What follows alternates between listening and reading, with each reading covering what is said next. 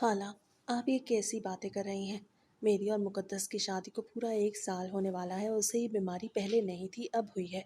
मगर आप तो ऐसे कह रही हैं जैसे शादी से पहले मुझे मालूम था कि उसे ब्लड कैंसर है। ये खबर सारे ख़ानदान में फैल चुकी थी कि मेरी बीवी को ब्लड कैंसर हो गया है और अब खाला मेरे घर पे ये कहने के लिए आई हुई थी कि मैंने मुक़द्दस से शादी करके बड़ी गलती की है। उन्हें ये बात समझ ही नहीं आ रही थी कि हमारी शादी को 1 साल का अरसा मुकम्मल हो चुका है।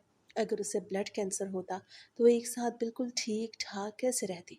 मगर खाला को कौन समझा सकता था। एक तो वो मुझसे बड़ी थी इसलिए मैं उनसे ज़्यादा बहस नहीं कर सकता था, और दूसरा मुकद्दस भी साथ वाले कमरे में लेटी हुई थी। अगर वो हमारी कोई बात सुन लेती तो उसको बुरा लगता, इसलिए मैं खामोशी इख्तियार करके बैठ गया। बेटा, तुम नहीं समझते, इन लोगों के तौर तरीके, ये बड़े होशियार होते हैं। इसे पहले ही मालूम होगा कि इसे इतनी बड़ी बीमारी है, मगर आज तक दवाइयाँ खा खा के तुमसे ये बीमारी छुपाई होगी। ऐसे लोग मर्दों को फंसाने के लिए कुछ भी कर सकते हैं। ज़रूर इसके माँ बाप ने ही इसे ये सबक दिया होगा कि वो तुम्हें ना बताए। मैं तो कहती हूँ अभी वक्त है, इसे यहीं पे छोड़ दो। तुम्हें पता भी है ब्लड कैंसर का इलाज कितना महंगा होता है, और दूसरा तुम क्यों एक बीमार के साथ अपनी ज़िंदगी ख़राब करते हो। अगर तुम कहो तो मैं जोहा से तुम्हारी शादी करवा दूंगी। बस तुम मुकद्दस को फारिग कर दो और अपनी ज़िंदगी में आगे बढ़ जाओ। खाला ने इतनी बड़ी बात की तो मैं अपने मुंह पे हाथ रखे रह गया। खाला, वो मेरी बीवी है और आप कह रही हैं कि मैं उसे छोड़ के आपकी बेटी जोहा से शादी कर लूं। मुझे लगता है इस वक्त आप अपने हवास में नहीं हैं, इसीलिए प्लीज़ आप मेरे घर से चली जाएं। मैं उस वक्त गुस्से में बैठा हूँ। अगर मैंने कुछ उल्टा सीधा कह दिया तो फिर आपको ही बुरा लगेगा।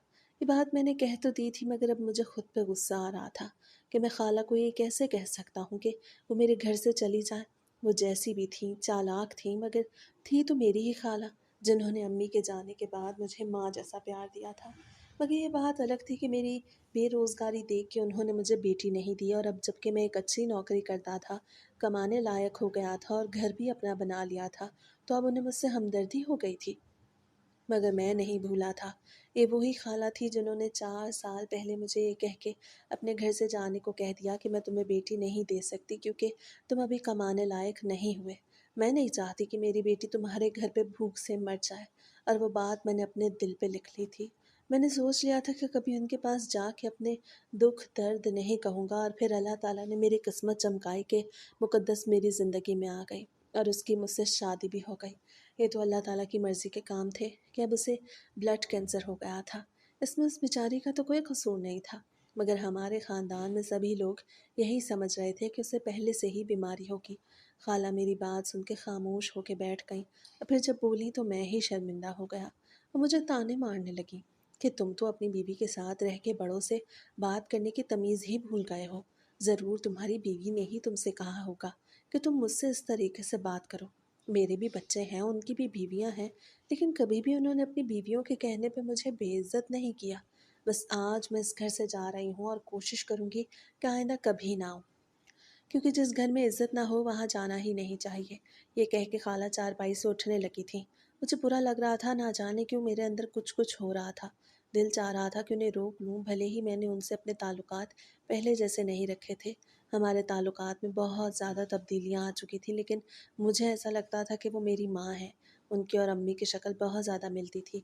अम्मी के जाने के बाद मैं उन्हें अपनी माँ समझता था, और अब मुझे ऐसा लग रहा था कि एक मर्तबा फिर से मेरी माँ मुझसे जुदा हो रही हैं। मैं जल्दी जल्दी उठा और उन्हें कंधे से पकड़ लिया। मैंने उनके कंधे पे हाथ रखा हुआ था। खाला, प्लीज़ मुझे माफ़ कर दें, आपने बात ही इस तरह की कि मुझे गुस्सा आ गया। प्लीज़ आप मुकद्दस के बारे में बात ना करें, तो मैं भी आपसे बदतमीज़ी नहीं करूँगा। आप यहाँ पे बैठ जाएं, मैं आपके लिए पानी लाता हूँ। मैंने खाला को ज़बरदस्ती चारपाई पे बिठा दिया था। वो भी दुपट्टे के पल्लू से अपनी आंखों की नमी साफ़ करते हुए वहीं पर बैठ गई थी। मैं उस वक्त किचन से भाग के पानी ले आया और फिर खाला के सामने पेश कर दिया। उन्होंने बस थोड़ा सा पानी पिया और कहने लगी, मुझे घर जाने दो, मेरी बहुएं मेरा इंतज़ार कर रही होंगी। और जोहा की भी आज तबीयत ठीक नहीं, उसे बुखार है। अच्छा खासा वक्त हो गया है, बस अब मैं घर जाती हूँ। लेकिन मुझे पता था कि वो नाराज़ होके जा रही हैं, इसलिए मैंने उन्हें रात के खाने पे रोक लिया। मेरी बीवी तो कमरे में बीमार पड़ी थी, लेकिन फिर भी मैंने खाला को खाने पे इसलिए रोक लिया था क्योंकि मैं उन्हें नाराज़ नहीं भेज सकता था। और मैंने सोच लिया था कि मैं बाज़ार से खाना ले आऊँगा। वैसे भी मेरी अच्छी खासी जॉब थी, مجھے پیسے کی کوئی فکر نہیں تھی۔ ہم دو میاں بیوی تھے، زیادہ خرچہ نہیں تھا۔ میں نے اچھی خاصی سیونگز بھی کر لی تھی اور ابھی اس بات کی تصدیق بھی نہیں ہوئی تھی کہ میری بیوی کو بلڈ کینسر ہے۔ میں نے ایک چھوٹے سے ہاسپٹل سے اس کا چیک اپ کروایا تھا۔ ڈاکٹر نے کہہ دیا تھا کہ اسے بلڈ کینسر کی شکایت ہو رہی ہے، لیکن اس نے یہ بھی کہا تھا کہ میں کسی بڑے شہر سے جا کے اپنی بیوی کا چیک اپ کرواؤں۔ لیکن سارے خاندان میں یہ بات اس لیے پھیل گئی تھی کیونکہ ہاسپٹل میں مجھے میرے چچا کے داماد نے دیکھ لیا تھا۔ ابھی ڈاکٹر کی بات بھی سن لی تھی، اس سے سارے خاندان میں یہ بات پھیلا دی۔ مجھے اچھا نہیں لگتا تھا کہ گھر کی بات باہر پھیلے، لیکن میں اسے روک بھی نہیں پایا تھا۔ خالہ، آپ ایسا کریں کہ آپ مقدس کے پاس جا کے بیٹھیں، میں ابھی بازار سے کھانا لے کے آتا ہوں۔ ابھی کھانا کھانے کے بعد مغرب ہونے سے پہلے پہلے میں خود آپ کو گھر چھوڑ آؤں گا۔ خالہ رکشے پہ آئی تھی اور اب بھی ویسے ہی جانا چاہتی تھی، لیکن میں نے انہیں روک لیا۔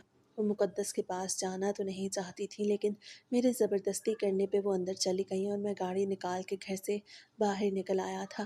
میں اپنی گاڑی پہ جا رہا تھا، بھلے ہی گاڑی چھوٹی تھی لیکن اپنی تھی۔ جب خالہ نے مجھے اپنی بیٹی دینے سے انکار کیا تھا اور مجھے ٹھکرایا تھا تو اسی دن میں نے سوچ لیا تھا کہ میں کچھ کر کے دکھاؤں گا۔ اس وقت میری پڑھائی جاری تھی اور پھر مجھے یہ اچھی سی نوکری مل گئی۔ بھلے ہی لوگ اس نوکری کو صحیح نہیں سمجھتے تھے۔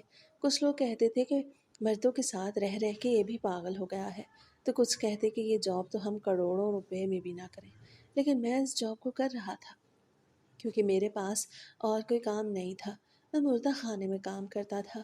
بھلے ہی یہ نوکری میری پڑھائی کے مطابق نہیں تھی، لیکن پھر بھی تنخواہ اچھی خاصی تھی اور اسی تنخواہ سے میں نے سیونگز کر کے اس پلاٹ پہ اپنا گھر بھی تعمیر کر لیا تھا جو مجھے ورثے میں ملا تھا، اور پھر قسطوں پہ یہ چھوٹی سی گاڑی بھی لے لی تھی جس کی ابھی قسطیں پوری نہیں ہوئی تھی۔ گھر بنانے میں مجھے بہت سارے دوستوں سے ادھار مانگنا پڑا، لیکن جیسے تیسے گھر بن ہی گیا اور پھر میں نے شادی بھی کر لی۔ میں نے کبھی بھی نہیں سوچا تھا کہ شادی کے 1 سال بعد ہم پہ اتنی بڑی مشکل آن پڑے گی۔ میں سارا راستہ یہی سوچتا جا رہا تھا کہ اگر واقعی میں مقدس کو بلڈ کینسر ہوا تو میں کیا کروں گا۔ یہی سوچ سوچ کے میرے رونگٹے کھڑے ہو رہے تھے اور آخر کار میں ہوٹل میں پہنچ گیا۔ میں نے خالہ کے لیے اچھا سا کھانا پیک کروایا تھا۔ مقدس کی تو طبیعت خراب تھی، وہ تو کچھ کھا ہی نہیں رہی تھی، اور میں نے سوچا تھا کہ گھر جا کے خود ہی اس کے لیے سوپ بنا دوں گا۔ گوشت تو گھر پہ پڑا تھا، اس لیے میں نے گوشت نہیں خریدا تھا۔ میں نے پکا پکایا کھانا لیا اور پھر 15 منٹ کے اندر ہی گھر پہنچ گیا۔ میں کھانا لے کے کمرے کے اندر نہیں گیا تھا، بلکہ میں کھانے کے ڈبے لے کے کچن میں پہنچ گیا تھا۔ میں نے سارا کھانا برتنوں میں ڈالا اور پھر ٹرے پہ سجا کے کمرے میں آ گیا۔ مقدس بیڈ پہ لیٹی ہوئی تھی، اس کی آنکھوں میں ہلکی ہلکی نمی تھی۔ جب سے اسے پتہ چلا کہ اسے بلڈ کینسر ہے، اس کی آنکھیں رو رو کے سوج چکی تھیں۔ میں نے ادھر ادھر دیکھا مگر کمرے میں کہیں بھی خالہ موجود نہیں تھی۔ مقدس، خالہ کہاں ہے؟ میں تو ان کے لیے کھانا لینے گیا تھا، کیا وہ تمہارے پاس نہیں آئی تھی؟ حالانکہ میں نے اس وقت خود دیکھا تھا کہ خالہ مقدس کے کمرے میں جا رہی تھی، لیکن اب وہ یہاں نہیں تھی، اس لیے میں اس سے پوچھ رہا تھا۔ مگر میرے پوچھنے پہ اس نے بتایا کہ خالہ یہیں پہ ہیں، لیکن وہ کہہ رہی تھی کہ میرے کمرے سے دوائیوں کی بدبو آ رہی ہے، میں دوسرے کمرے میں بیٹھتی ہوں، جب علیم آئے تو اسے وہیں پہ بھیج دینا۔ مقدس نے نم آواز کے ساتھ جب یہ کہانی مجھے سنائی تو مجھے پھر سے خالہ پہ غصہ آ گیا، لیکن کیا کرتا، ان سے خون کا رشتہ تھا اور خون کے رشتے یوں ہی تو ختم نہیں ہوتے۔ میں کھانے کی ٹرے لے کے دوسرے کمرے میں آ گیا۔ ہمارے گھر میں 2 کمرے، برآمدہ، کچن، باتھ روم اور چھوٹا سا صحن بھی تھا۔ خالہ پلنگ پہ بیٹھی تھی، انہوں نے ٹانگیں کمبل میں چھپا رکھی تھی۔ سردی اچھی خاصی تھی، اس لیے انہوں نے خود پہ کمبل ڈال لیا تھا۔ مجھے دیکھ کے کہنے لگی کہ بیٹھ بیٹھ کے تھک گئی تھی، اس لیے یہاں تھوڑا آرام کرنے کے لیے آ گئی۔ مقدس بیچاری بھی میری وجہ سے ڈسٹرب ہو رہی تھی۔ میں نے سوچا کہ وہ بھی آرام کر لے اور میں بھی یہاں آرام سے بیٹھ جاؤں۔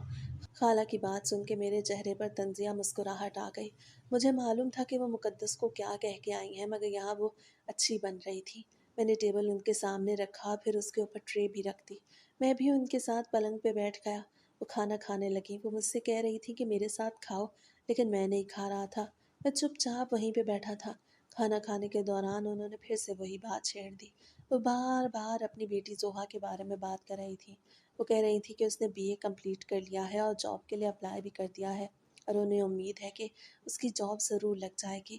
مجھے لالچ دے رہی تھی کیونکہ مقدس کی کوئی جاب نہیں تھی، اور وہ ایسے سوچ رہی تھی جیسے میں ان کی بیٹی کی جاب کے بارے میں سن کے لالچ میں آ جاؤں گا۔ خالہ، زوہا میری بہن ہے اور میری دعا ہے کہ وہ اپنی زندگی میں کامیاب ہو اور उसे कोई अच्छा इंसान हम सफ़र की सूरत में मिले।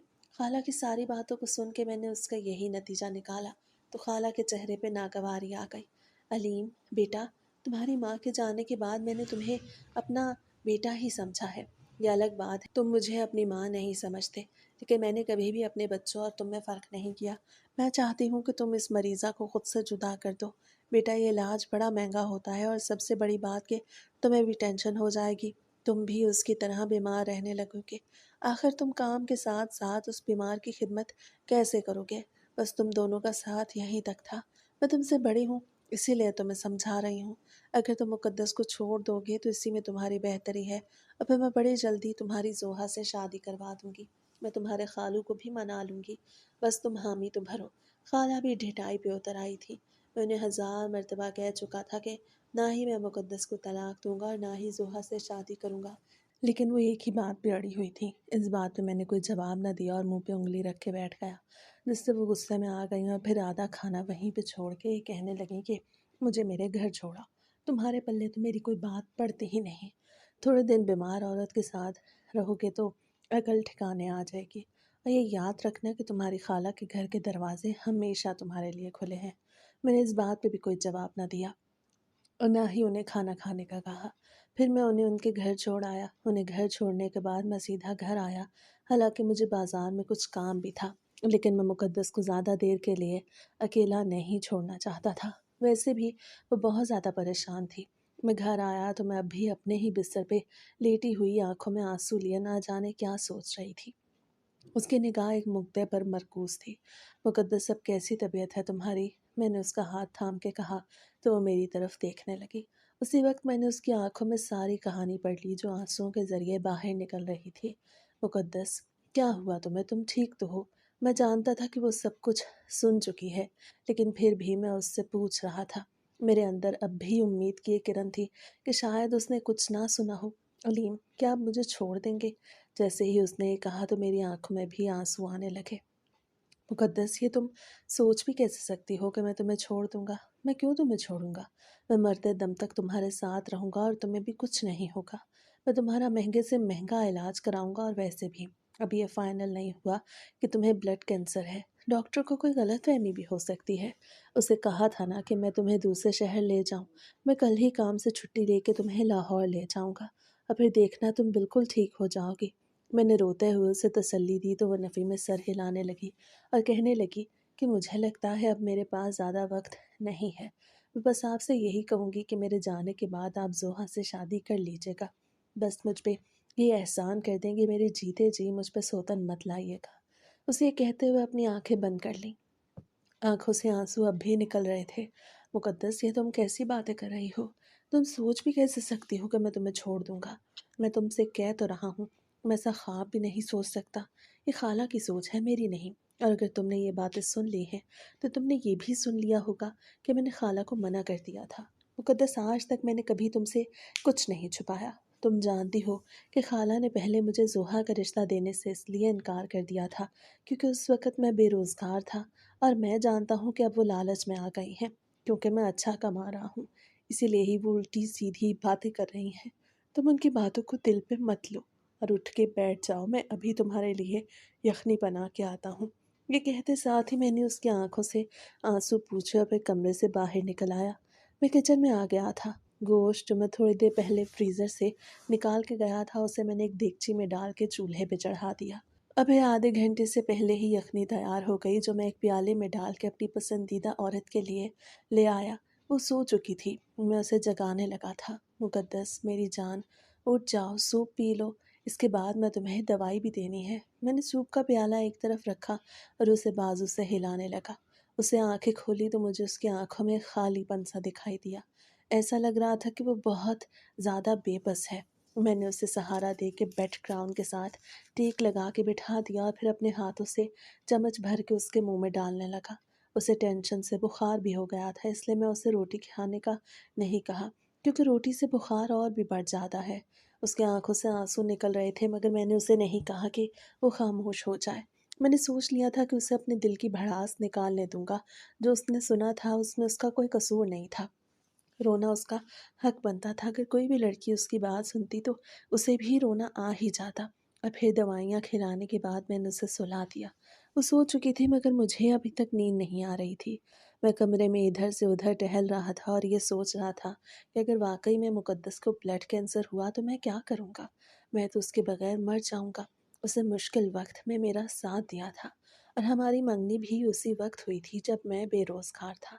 शादी से पहले मेरी जॉब लग गई थी, लेकिन रिश्ता पक्का तो बेरोज़गारी में ही हुआ था। मगर उस वक्त उसने कोई लालच न की। उसने मुझसे कहा था कि वो हमेशा मेरा साथ निभाएगी और आज तक निभाती आई थी। मगर अब मुझे डर था कि अगर वो मुझे छोड़ के चली गई तो मैं जीते जी मर जाऊँगा। यही सोचकर मेरी आँखों से आँसू निकलने लगे। अब मैं कारपेट पे बैठ गया। मैंने घुटनों में सिर दे रखा था और दोनों हाथों से अपने बाल जकड़ रखे थे। दिल चाह रहा था कि सारी दुनिया को आग लगा दूँ। कुछ समझ नहीं आ रही थी। ऐसा लग रहा था कि ज़िंदगी यहीं पे ख़त्म हो गई है। मेरी ज़िंदगी मुक़द्दस से थी और अगर वो ख़त्म होती तो मेरी ज़िंदगी ने भी ख़त्म ही हो जाना था। कुछ देर वहीं पे रोने के बाद जब मेरा दिल हल्का हो गया तो मैं भी बेड पे आके लेट गया। और फिर अल्लाह ताला को मुझ पे तरस आया और मुझे भी नींद आ गई। सुबह मेरी आँख खुली तो मुक़द्दस बिस्तर पे मौजूद नहीं थी। तो एक मिनट के लिए मेरे अंदर खौफ की एक लहर दौड़ गई। उस वक्त मैं उठा और जूते पहने बगैर ही कमरे से बाहर निकल आया। मैं जैसे ही बाहर निकला तो मेरे दिल को इत्मीनान आ गया। वो सहन में झाड़ू लगा रही थी। उसे देख के मुझे इत्मीनान तो आया था, लेकिन उसे काम करता हुआ देख के मुझे गुस्सा भी आया। मैं आगे बढ़ा और उसके हाथ से झाड़ू खींच के एक तरफ फेंक दिया। मुक़द्दस, तुम्हें क्या हो गया है? एक तो तुम बीमार, ऊपर से तुम काम कर रही हो। ठंड देखी है तुमने? चुपचाप अंदर चलो। मैंने उसका हाथ थामा और उसे अंदर लाने लगा। वो कह रही थी कि मैं काम नहीं करूँगी। तो कौन करेगा? कल भी मैंने सफाई नहीं की थी। देखें, सारा घर गंदा हो रहा है। अब मैं ठीक हूँ, बुखार भी उतर गया है। जब मरना होगा तो मर जाऊँगी। अभी मुझे काम करने दें। वो दोबारा से मरने मराने वाली बातें कर रही थी। मैं उसे कमरे में ले आया। मैंने उसे बेड पे बिठा दिया और उसके घुटने पकड़ के कारपेट पे बैठ गया। मुक़द्दस, तुम्हें कुछ नहीं होगा, चाहे मुझे इलाज के लिए जहाँ भी जाना पड़े मैं तुम्हें ले जाऊँगा, लेकिन मैं तुम्हें कुछ नहीं होने दूँगा। तुम इस तरह की बातें ना करो। इस तरह मेरा दिल उदास होता है। तुम्हें पता भी है ये बात मेरे लिए कितनी ज़्यादा मुश्किल है कि तुम मुझसे हमेशा हमेशा के लिए जुदा हो जाओ। मैंने रोते हुए कहा तो उसने मेरे कंधे पे हाथ रख के कहा कि आप उदास ना हो, और अगर मेरी ज़िंदगी होगी तो मैं आपके साथ रहूँगी। लेकिन अगर मेरी ज़िंदगी इतनी थी तो फिर मुझे जाना होगा। लेकिन मैं आपसे कह रही हूँ, मेरे बाद आपने अपनी ज़िंदगी में आगे बढ़ जाना है। हमेशा मेरे लिए रोते नहीं रहना, बल्कि ज़ुहा से शादी कर लेना। खाला की ख्वाहिश भी पूरी हो जाएगी और आप भी अपनी ज़िंदगी में कुछ सुकून आ जाएगा। वो उस हालत में भी इसी तरह की बातें कर रही थी और खाला उसके बारे में ना जाने क्या-क्या कह के गई थी। मेरा दिल उदास हो रहा था। बस अब कुछ नहीं बोलोगी और तैयार हो जाओ, हम अभी लाहौर के लिए निकलेंगे। मैंने छुट्टी ले ली है। मैंने उससे कहा और फिर अलमारी से कपड़े उठा के बाथरूम की तरफ चला गया। और जब मैं नहा के आया तो वो भी अलमारी से अपने कपड़े निकाल के खड़ी थी। उसके चेहरे पर मुस्कुराहट थी। वो 2 दिन बाद मुस्कुरा रही थी। उसके चेहरे पे आई मुस्कुराहट देख मेरे चेहरे पे भी मुस्कुराहट फैल गई। ये हुई ना बात। मुझे अपनी मुक़द्दस हर वक्त हंसती मुस्कुराती चाहिए। अब जल्दी से तैयार हो जाओ, मैं तुम्हारा इंतज़ार कर रहा हूँ।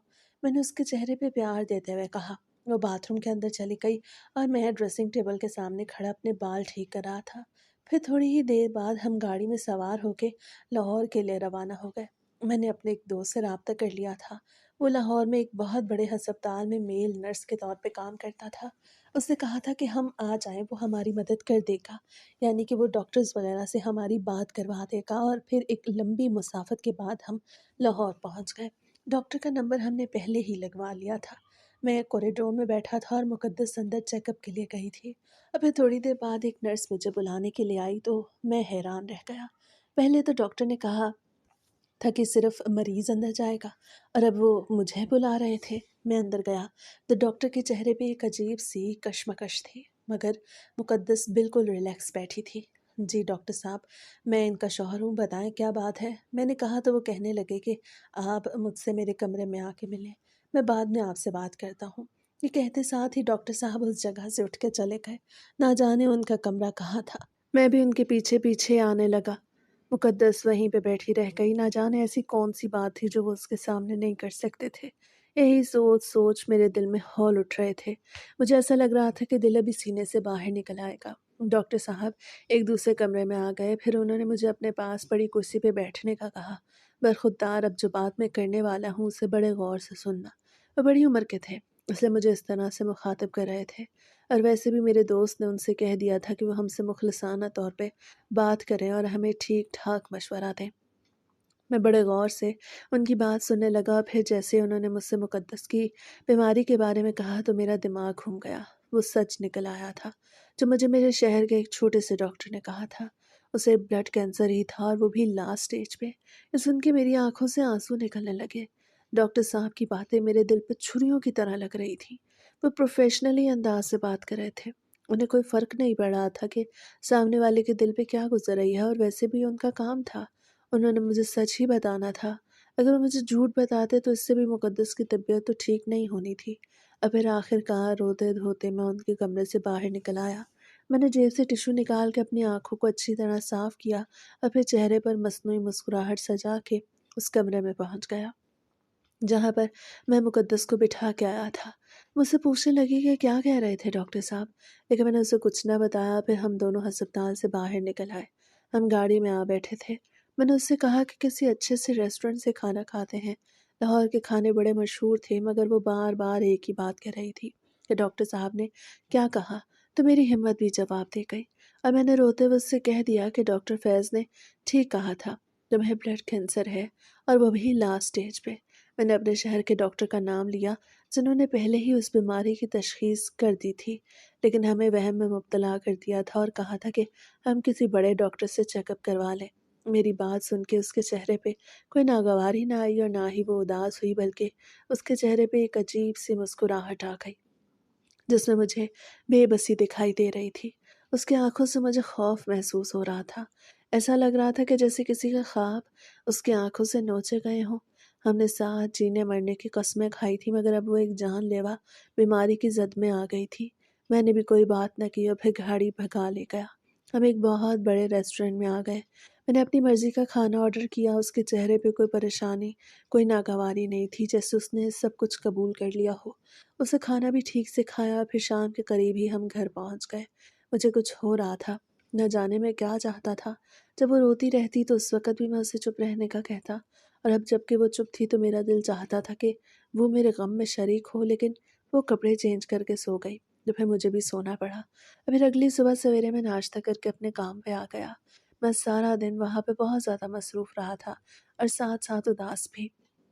मुझे ऐसा लगता था कि मेरी ज़िंदगी थम सी गई है, लेकिन मैं क्या करता? इस मामले में मैं कुछ भी नहीं कर सकता था।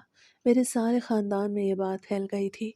दरअसल हमारे घर के साथ-साथ ही सब रिश्तेदारों के घर थे और सबको मालूम था कि हम कल लाहौर गए थे। अब फिर ना जाने किसने ये बात जंगल की आग की तरह फैला दी कि मुक़द्दस को ब्लड कैंसर है। और जब मैं शाम को काम से वापस आया तो वो किचन में खड़ी खाना बना रही थी।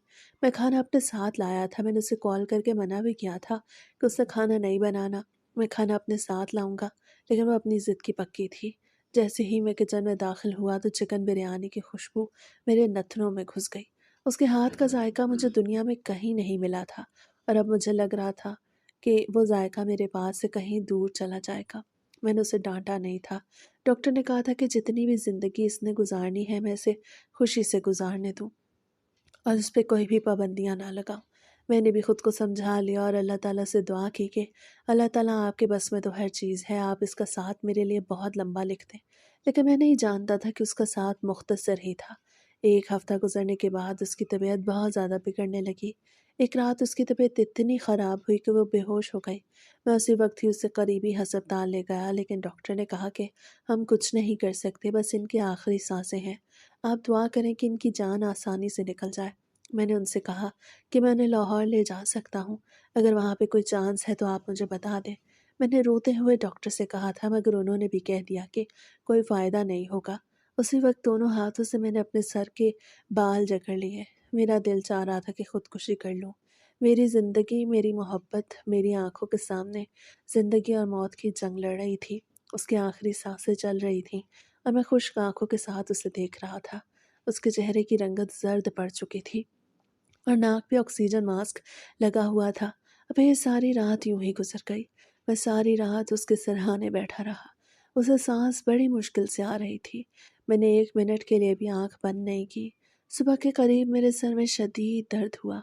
सारी रात मैं जागता रहा, इसीलिए अब मुझे बहुत ज़्यादा नींद आ रही थी, मगर मैं सोना नहीं चाहता था।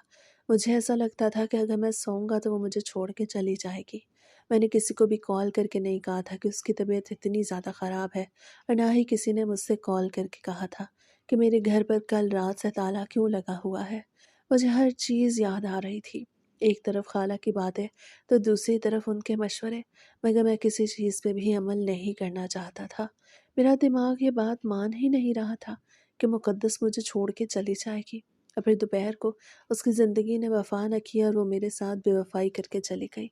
इसमें उसकी कोई गलती नहीं थी, गलती मेरी थी, क्योंकि ब्लड कैंसर एक ही दिन में तो नहीं होता। आज से तकरीबन 3-4 महीने पहले उसे बहुत ज़्यादा बुखार रहा और उल्टियाँ भी आती रहती, और मैं बस उसे करीबी डॉक्टर के पास ले जाता था और फिर बुखार की दवाइयाँ लेके वापस आ जाते। हमने कभी ये सोचा भी नहीं था कि उसे इतनी बड़ी बीमारी है, जो उसे अंदर ही अंदर खाए जा रही थी, और अब वो मुझे छोड़ के चली गई। फिर जब मैं एम्बुलेंस में उसकी डेड बॉडी लेके घर पहुंचा, तो सारा मोहल्ला हमारे घर में जमा हो गया। मेरा दिल चाह रहा था कि हर किसी को धिक्के दे के अपने घर से बाहर निकाल दूं। मैं अपनी बीवी के साथ आखिरी लम्हात अकेले में गुजारना चाहता था। मैं उससे बातें करना चाहता था। ये अलग बात थी कि ना ही वो बोल सकती थी और ना सुन सकती थी, लेकिन मेरा दिल चाह रहा था कि मैं उससे अपने दिल की हर बात कह दूं, कि मैंने अपने बेटे और बेटी के लिए क्या नाम सोच रखे थे। लेकिन लोगों की मौजूदगी में मैं सिवाय आंसू बहाने और कुछ भी ना कर पाया। जनाजे का इंतज़ाम मगरिब के बाद हुआ। मैं सारा दिन उसकी चारपाई को पकड़ के आंसू बहाता रह गया। अब मगरिब के वक्त जब जनाजे का वक्त हुआ तो किसी ने मेरे कंधे पे हाथ रखा। जैसे ही मैंने मुड़ के देखा तो वो खालू थे, जो कह रहे थे कि जनाजा अदा करना था और इसके बाद दफनाना भी था। वो कह रहे थे कि टाइम बहुत ज़्यादा हो गया है, अब तुम इजाज़त दो तो हम चारपाई उठवाएं। जैसे उन्होंने ये कहा तो मुझे बहुत ज़्यादा गुस्सा आ गया और मैं उन पे चिल्लाने लगा। ये लोग मुझे देख रहे थे, मगर मुझे कोई परवाह नहीं थी। मैं अपने आपे में नहीं था। निकल जाएं सब के सब, निकल जाएं मेरे घर से। मुझे अकेला छोड़ दे, मैं अपनी बीवी को कहीं नहीं जाने दूंगा। मैं मर जाऊंगा मुकद्दस के बगैर, खुदा ना चले जाए यहाँ से। मैं बच्चों की तरह रोते हुए कह रहा था। मुझे ऐसा लग रहा था कि भरी दुनिया में मैं अकेला रह गया हूँ। मेरे इर्द गिर्द लोगों का हजूम था, लेकिन मैं अकेला महसूस कर रहा था। वहाँ पर मेरे खूनी रिश्ते, चचा और उनके बच्चे भी मौजूद थे, मगर मुझे किसी से भी तसल्ली नहीं मिल रही थी। लेकिन आखिरकार मुझे खामोशी इख्तियार करनी पड़ी। जब मोहल्ले के इमाम साहब ने आगे बढ़ के कहा कि बेटा, जनाजे का वक्त हो गया है, अब मज़ीद इंतज़ार नहीं हो सकता। तुम्हारी बीवी को अब यहाँ से जाना ही होगा, ये अल्लाह ताला का हुक्म है। फिर अपने हाथों से मैंने उसे कब्र के सुपुर्द कर दिया। उसे दफनाने के कुछ देर बाद मैं वहीं पे बैठा रहा। मोहल्लेदार चले गए, सिर्फ मेरे चाचा का एक बेटा मेरे पास खड़ा था। अब वह मुझे ज़बरदस्ती घर ले आया। मैं घर आया तो घर पे कोई भी नहीं था। सारे रिश्तेदार अपने अपने घरों को लौट गए। इशा होने वाली थी और इतनी सर्दी थी कि कोई किसी के घर बैठ ही नहीं सकता था। मैं थोड़ी देर बाद वो कज़न भी मेरे घर से चला गया। रात के 9 बज रहे थे। मैं अपने कमरे में बैठा था। मुझे अकेले में वहशत हो रही थी। दिमाग की नसें फटने को थीं, और फिर इसी दौरान मेरे दिल में ख़्याल आया तो मैं जल्दी जल्दी बिस्तर से उठ खड़ा हुआ। मेरे कपड़े ज़मीन पे बैठ बैठ के मैले हो चुके थे, क्योंकि मैं मुक़द्दस की कब्र पे ना जाने कितनी देर बैठ के आंसू बहाता रहा। अभी घर आके कपड़े भी चेंज नहीं किए। मैंने स्टोर रूम से 1-2 चीज़ें उठाई जिससे मैं कब्र खोद सकता था। मैंने सोच लिया था कि मैं अपनी बीवी को हमेशा अपने पास रखूँगा। मैंने इतना ज़्यादा अरसा मुर्दा खाने में जॉब की थी, मुझे पता था कि लाश को कैसे हनूत करते हैं। मैंने सोच लिया कि मुक़द्दस की लाश को हनूत करके मैं अपने पास महफूज कर लूँगा। मुझे तमाम केमिकल्स के नाम आते थे। कुछ सामान तो मेरे घर पे भी पड़ा था। मैं गाड़ी में घर से निकल आया, फिर 10 मिनट के अंदर ही कब्रिस्तान पहुँच गया। कब्रिस्तान हमारे घर से बहुत ज़्यादा फासले पे नहीं था। गाड़ी में 10-12 मिनट ही लगे थे। हर तरफ अंधेरा ही अंधेरा था। मैंने जेब से मोबाइल निकाला और टॉर्च ऑन करके कब्रिस्तान की तरफ जाने लगा। कब्रिस्तान में बेइंतहा खामोशी थी। मुझे मेरी सांसों की आवाज़ बहुत तेज़ तेज़ सुनाई दे रही थी। हल्की हल्की हवा भी चल रही थी, जिससे कब्रिस्तान में लगी हुई दरख्तों के पत्ते सरसरा रहे थे। मगर मेरे दिल से खौफ निकल चुका था। न जाने मैं इतना बेखौफ कब से हो गया था। मैं रात के उस वक्त कब्रिस्तान में अपनी बीवी की लाश को कब्र से निकालने के लिए आ गया। फिर मैंने ये काम भी सर अंजाम दे दिया। اس کام کے دوران مجھے تقریباً 3-4 گھنٹے لگے۔ میں آدھی رات کو دوبارہ سے گھر پہنچا۔ میں نے اپنی بیوی کے جسم کو بیڈ پہ لٹایا اور اس کے اوپر ایک کمبل ڈال دیا۔ ویسے بھی سردیوں کے دن تھے، میں جانتا تھا کہ ایک دن تو کچھ بھی نہیں ہوگا۔ میں نے سوچ لیا کہ صبح جا کے بقیہ سامان لے آؤں گا۔ میں نے ایسا ہی کیا۔ صبح ہوتے ساتھ ہی میں نے گاڑی نکالی اور مردہ خانے کی طرف روانہ ہو گیا۔ اس کی چابی میرے پاس بھی تھی۔ میں وہاں پہنچا تو ابھی وہاں کوئی بھی نہیں تھا۔ میں صبح کی نماز کے بعد ہی گھر سے نکل آیا۔ میں نے وہاں سے اپنا مطلوبہ سامان اٹھایا اور گھر پہنچ گیا۔ میں وہ سارا سامان مقدس کے جسم پہ استعمال کر لیا۔ کچھ انجیکشنز تھے جو میں نے اس کی رگوں میں لگا دیے، جو سارے جسم میں پھیل کے لاش کو گلنے سڑنے سے بچاتے تھے، اور کچھ ایسی چیزیں بھی تھیں جو میں نے اس کے جسم پہ مل دیں۔ اب مجھے اطمینان آ گیا۔ میں اس کا چہرہ دیکھ دیکھ کے جینے لگا۔ بھلے وہ میرے ساتھ باتیں نہیں کرتی تھی اور میں یہ بھی جانتا تھا کہ وہ میری باتیں سن بھی نہیں سکتی، مگر میں گھنٹوں اس کے سرہانے بیٹھ اس سے باتیں کرتا رہتا۔ کبھی کبھی مجھے لگتا میں پاگل ہو گیا ہوں، لیکن پھر اپنے آپ کو سمجھا دیتا کہ میں پاگل نہیں بلکہ اپنی بیوی کو اپنے آپ سے جدا نہیں کر سکتا۔ میں اس کے بغیر نہیں رہ سکتا، اسی لیے میں اسے اپنے پاس رکھا ہوا ہے۔ میں یہ صفائیاں خود کو ہی دیتا تھا۔ کسی کو بھی معلوم نہیں تھا کہ میں نے اپنی بیوی کو قبر سے نکال کے اپنے گھر پہ رکھا ہوا ہے، کیونکہ میں نے قبر دوبارہ سے ویسی کی ویسی بنا دی تھی۔ اس لیے ہی تو مجھے اس کام میں 3-4 گھنٹے لگ گئے تھے۔ ایک ہفتہ تو میں گھر پہ رہا، لیکن اس کے بعد مجھے کالز پہ کالز آنے لگی۔ مردہ خانے والے مجھے بلا رہے تھے۔ انہیں پتا تھا کہ میری بیوی اس دنیا سے چلی گئی ہے، لیکن اب تو اسے گئے ہوئے ہفتہ ہو چکا تھا، اس لیے وہ کہہ رہے تھے کہ اب تمہاری چھٹیاں ختم ہو گئی ہیں، تم کام پہ آ جاؤ۔ مقدس کو چھوڑ کے جانے کا دل نہیں چاہتا تھا، مگر مجھے جانا ہی پڑا۔ پہلے بھی تو میں کام پہ جاتا تھا۔ میں صبح سویرے خود ہی ناشتہ بنا کے کام پہ آ گیا اور پھر دوپہر کو جلدی چھٹی لے کے گھر پہنچ گیا۔ میں نے جلدی جلدی اس کمرے کا تالا کھولا اور اندر پہنچ گیا۔ وہاں پہ مقدس لیٹی ہوئی تھی۔ اس کی آنکھیں بند تھیں، کمبل سینے تک اوڑھا ہوا تھا۔ وہ ویسی کی ویسی پڑی تھی جیسے میں اسے چھوڑ کے گیا تھا۔ اسے دیکھ کے میری سانس میں سانس آئی اور پھر وقت یوں ہی گزرتا گیا۔ وقت پر لگا کے اڑتا جا رہا تھا اور اب اس سارے معاملے کو پورے 20 دن مکمل ہو چکے تھے، مگر اس کی لاش ویسی کی ویسی پڑی تھی، کیونکہ میں نے اچھے طریقے سے اسے محفوظ کیا تھا۔ اتنا عرصہ میں نے مردہ خانے میں کام کیا تھا۔ یہ کام کرنا میرے بائیں ہاتھ کا کھیل تھا۔ میں کام سے واپس آنے کے بعد اس کے پاس بیٹھا رہتا۔ میں کھانا بھی وہیں پہ کھاتا اور اس سے ڈھیروں باتیں کرتا، مگر جب وہ جواب نہ دیتی تو میری آنکھوں سے آنسو نکلنے لگتے اور میری ہمت جواب دے جاتی۔ میں اس کے لیے تڑپتا رہتا۔ دل چاہتا کہ وہ اٹھ جائے اور میں اس کے ساتھ ویسے نارمل زندگی گزاروں جیسی ہم پہلے گزارا کرتے تھے۔ اس کے ساتھ گزارے ہوئے وہ حسین پل، ہماری شادی کی وہ رات اور وہ سارا وقت جو ہم نے ہنسی خوشی گزارا تھا، مجھے بار بار یاد آتا تھا۔ اور ایک بار اس کی یاد میرے ذہن پہ اتنی حاوی ہوئی کہ میں نے سوچ لیا کہ اس کے ساتھ وہ وقت دوبارہ سے گزاروں گا جو ہم نے شادی کے بعد راتوں کو گزارا۔ ہر رات میرے دل میں یہ خیال آتا کہ میں اس کے ساتھ وقت گزاروں، لیکن میں خود پہ کنٹرول کر لیتا اور کبھی اسے چھوا بھی نہیں تھا۔ میں جانتا تھا کہ اگر میں اسے چھوؤں گا تو وہ گلنے سڑنے لگ جائے گی، لیکن آج میں ہمت ہار بیٹھا۔ میں خود پہ قابو نہیں کر سکتا تھا۔ میں آگے بڑھا اور اس کے جسم سے کمبل کھینچ کے ایک طرف پھینک دیا۔ کمبل کے نیچے بھی میں نے ایک دوسری چادر ڈالی ہوئی تھی۔ اس کے جسم پر میں نے طرح طرح کی چیزیں مل دی تھی تاکہ وہ خراب نہ ہو، اور کمبل ڈالنے سے پہلے میں نے خراب کپڑا ڈال دیا تھا تاکہ ساری دوائی کمبل سے نہ لگ جائے اور پھر اس کا اثر ختم نہ ہو جائے۔ وہ میری آنکھوں کے سامنے تھی، وہ میری مقدس تھی، مگر اب وہ زندہ نہیں تھی۔ میں آگے بڑھا اور جوتے اتار کے بیڈ پہ پہنچ گیا۔ میرا دل دھک دھک کر رہا تھا۔ دل کی دھڑکن اتنی زیادہ تیز ہو گئی کہ جیسے دل ابھی سینے سے باہر نکل آئے گا۔ جیسے ہی میں نے ہاتھ بڑھا کے اس کے چہرے کو چھوا تو مجھے ایک کرنٹ سا لگا۔ مجھے ایسا لگ رہا تھا کہ جیسے میں ابھی مر جاؤں گا۔ 1 منٹ کے لیے میرے دل کو کسی نے دبوچ لیا۔ میرا ہاتھ کانپ رہا تھا۔ میں دوبارہ سے ہاتھ آگے نہیں بڑھا پایا تھا۔ میں نے ہمت کر کے دوبارہ ہاتھ آگے بڑھانا چاہا تو مجھے ایسا لگا کہ میرے سارے جسم کو کرنٹ لگ گیا ہے۔ یہ حقیقت میں نہیں ہو رہا تھا، لیکن یہ سب مجھے محسوس ہو رہا تھا کیونکہ میں ایک بہت ہی غلط کام کر رہا تھا۔ اسی لمحے میری آنکھوں سے آنسو نکلنے لگے اور پھر آنسو بہتے گئے اور پھر 1 گھنٹہ میں وہیں پر روتا رہا۔ میں دھاڑے مار مار کے رو رہا تھا۔ میں وہ سب کرنا چاہتا تھا جو میں نہیں کر پا رہا تھا، اور پھر اس چیز کی مجھے سمجھ آ گئی کہ مجھے یہ نہیں کرنا چاہیے تھا۔ मैं अपनी बीवी को अज़ियत देने पे तुला हुआ था और दूसरी भाग के मैंने उसे कब्र से निकाल लिया था, और इस चीज़ में भी उसे कितनी अज़ियत हुई होगी। ये सोच के मैंने उसी वक़्त अपनी आँखें साफ़ की और शॉल ओढ़ के बेड से नीचे उतर आया। मैंने सोच लिया कि मैं उसे मज़ीद अज़ियत नहीं दूँगा, वो जा चुकी है, मैं उसे वापस नहीं ला सकता। ये मेरी ख़ामख़याली थी कि मैं उसे हमेशा अपने पास रखूँगा। ये चीज़ मुझे भी अंदर ही अंदर तबाह कर रही थी, और फिर मैंने उसे गाड़ी में डाला और दोबारा से कब्रिस्तान ले आया, और जैसे उसे निकाला था वैसे ही दफ़ना के ऊपर कब्र बना दी। आधी रात को मैंने ये सारा काम किया, और फिर रोते-धोते जब घर पहुँचा तो मेरे दिल से एक बोझ उतर गया। मैं समझ नहीं पा रहा था कि मेरे दिल पे क्या बोझ है। जब से मैं उसे कब्र से निकाल के घर लाया था तो हमेशा मेरे दिल पे एक बोझ रहता कि मैंने गलत काम किया था, और अब वो बोझ उतर गया। आँखों से आँसू बहते जा रहे थे।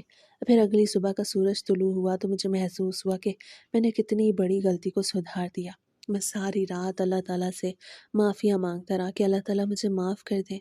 मुझसे गलती हो गई, मुझसे बहुत बड़ी गलती सरज़द हुई, जो नहीं होनी चाहिए थी।